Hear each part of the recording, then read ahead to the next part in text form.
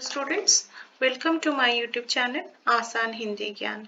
Today we are going to learn about रस. व्याकरण के रस के बारे में हम आज पढ़ेंगे. रस के भेद. पिछले दोनों वीडियो में मैंने आपको बताया था रस किसे कहते हैं, रस के कितने प्रकार हैं, रस के विभिन्न अंगों के बारे में और श्रृंगार रस होता क्या है, वियोग श्रृंगार, संयोग श्रृंगार किसे कहते हैं, उदाहरण के साथ मैंने आपको समझाया था. तो आज इस वीडियो में हम हास्य रस के बारे में पढ़ेंगे. ये हास्य रस होता क्या है, इसका स्थायी भाव क्या है, इसमें संचारी भाव क्या है. तो हास्य रस का परिभाषा, उसके अवयव और कुछ उदाहरण के साथ हम समझेंगे हास्य रस होता क्या है.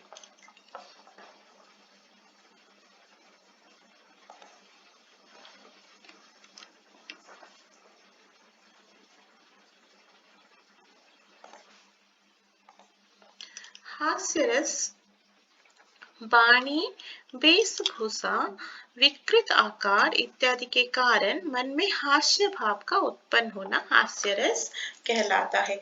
वाणी मतलब किसी की बोल, किसी की बातें, किसी के बातें सुनकर अगर आपके मन में हंसी आती है, आपको हंसी आती है, तो वहां पर हास्य रस उत्पन्न होता है.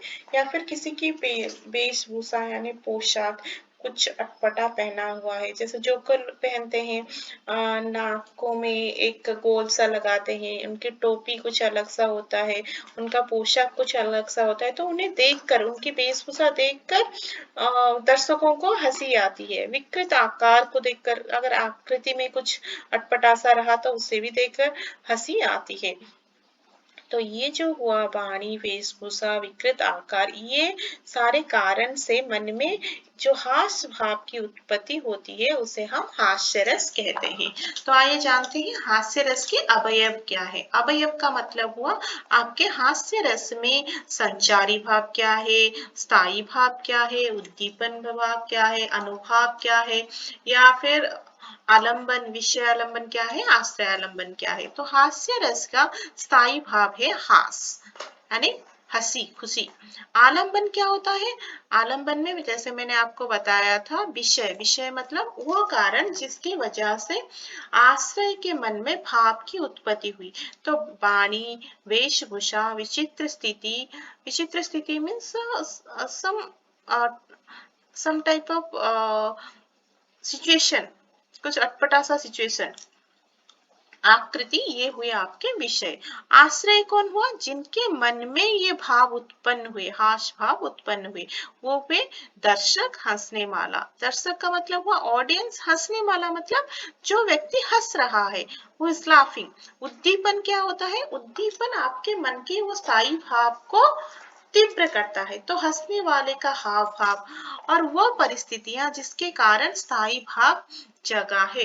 जैसे कि हुआ जोकर, हुआ जोकर के वेशभूषा, पोशाक देखकर ऐसे ही मन में हंसी आती है, और उसके ऊपर जो अटपटा हरकतें वो करता है, जो कॉमेडी वो करता है, जोकर जैसा वो बर्ताव करता है, जो कुछ एक्शन वगैरह दिखाता है, उसकी वजह से ये भाव और तीव्र हो जाते हैं. हम हंस हंस के लोटपोट हो जाते हैं. अनुभव, आश्रय की हास्य चेष्टाएं, जो हंस रहा है, जो दर्शक है, उसका जो चेष्टा रहता है, हास्य भाव व्यक्त करने की जो चेष्टा रहता है, उसे हम अनुभाव कहते हैं. संचारी भाव या इसमें क्या हुआ, हर्ष हुआ, उत्सुकता हुआ, ये सारे संचारी भाव है. हर्ष मतलब उल्लास, खुशी, आनंद, हंसी. उत्सुकता मतलब एक्साइटमेंट. ये सारे आपके संचारी भाव हैं. अभी आते हैं उदाहरण पे. सो उदाहरण मीन्स एग्जाम्पल. तो पहला उदाहरण कुछ इस तरह का है. मुन्ना ने मम्मी के सिर पर देखी दो दो चोटी, भात उठा भाग गया, सिर पर सांपिन लोटी. सांपिन मतलब स्नेक्स. तो यहाँ पे मुन्ना, मुन्ना मतलब छोटे बच्चों को, छोटे बालक को मुन्ना प्यार से मम्मी बुलाती है. तो मुन्ने ने मम्मी के मतलब माँ के सिर पर क्या देखा, दो दो चोटी, टू पोनीस. हम लोग बाल बनाते हैं ना, दो चोटियां बनाते हैं, तो मम्मी ने यहाँ पे दो चोटियां बनाई है, और मुन्ना उस दो चोटियों को देखकर सडनली वो क्या करता है, वो अपना भात उठाकर, मतलब वो राइस प्लेट जो उसके आगे जो खाना रखा गया था उसे उठाकर भाग के दौड़ के चला जाता है उस जगह से, क्योंकि उसे लगता है कि उसकी माँ के सिर पर वो दो चोटियां है, मानो वो दो चोटियां नहीं, दो सांप, तो काले रंग के सांप उसे लगते हैं, तो वो उससे मतलब चोटियां है लेकिन वो उसे सांप समझकर भाग जाता है। तो इस पंक्ति से एक विकृत परिस्थिति, एक अटपटा सा सिचुएशन का पता चलता है जिसमें मुन्ना यहाँ पे भाग जाता है, और इस पंक्ति को पढ़कर पाठक के मन में हंसी ठिठोली जागृत होता है, हास्य भाव जागृत होता है, तो वो यहाँ पे हुआ ये हास्य रस। सेकेंड एग्जाम्पल पे आते हैं, हाथी जैसी देह, देह मतलब शरीर, बॉडी, कैसी उसकी बॉडी कैसी है, हाथी जैसी है, हाथी मीन्स एलिफेंट। गेंडे जैसी खाल, गेंडे जैसी खाल मतलब राइनो का चमड़ा, गेंडे मतलब राइनो होता है, खाल मतलब चमड़ी, तो उनकी चमड़ी बहुत मोटा होता है। तो तरबूज जैसी खोपड़ी, उसका खोपड़ा कैसा है, उसकी खोपड़ी है तरबूजे जैसी, वाटरमेलन जैसा।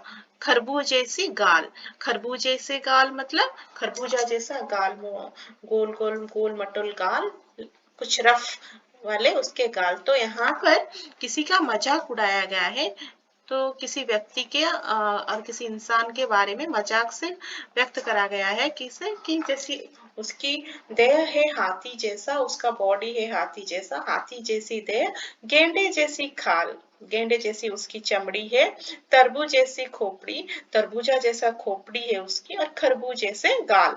तो इसमें ये पंक्तियां पढ़ते हुए मन में एक आनंद, एक हंसी आती है, पाठक हंस पड़ता है।